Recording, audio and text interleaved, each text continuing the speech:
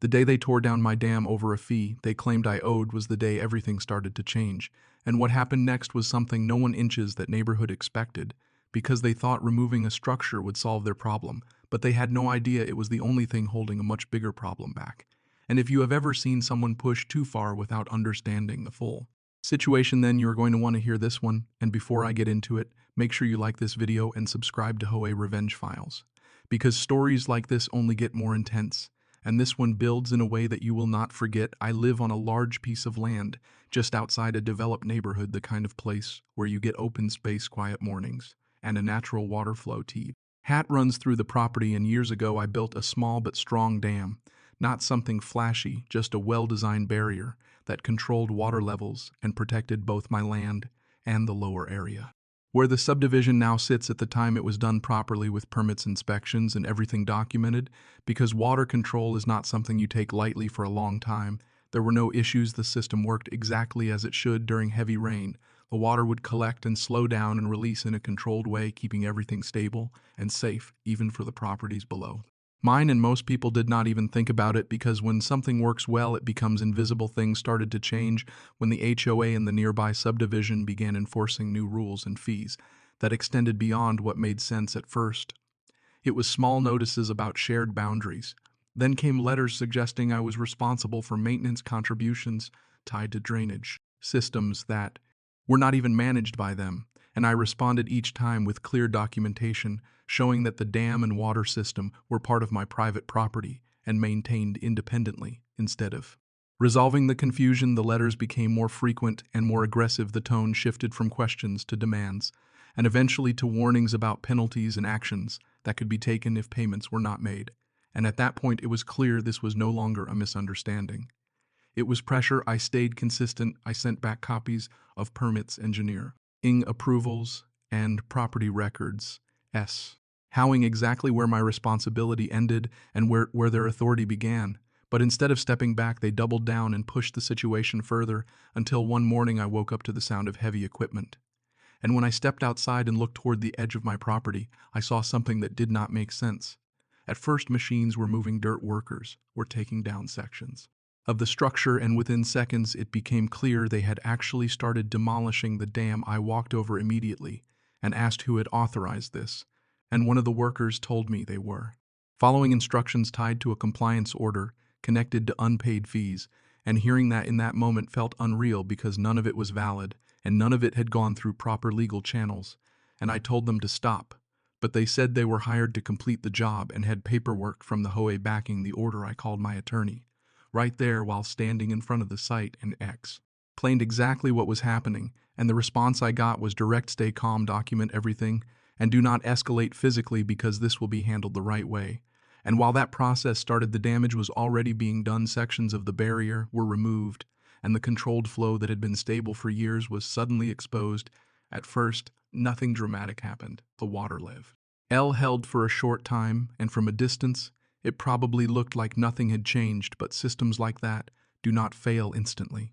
They shift slowly and then all at once, and by the time the afternoon came, the pressure began to build, and the flow started moving faster than it should. I stayed on the property, watching everything closely, because I knew what was coming, even if they did not. And as the evening approached, the first visible sign appeared. Water began to push past the weakened area, and the direction of the flow changed slightly at first, just enough to notice and then enough to matter. Dow N Hill, where the subdivision sat, things were still quiet. People were going about their normal routines, unaware of what had just been set in motion. And that was the hardest part to watch, because the consequences were not going to hit the people who made the decision first.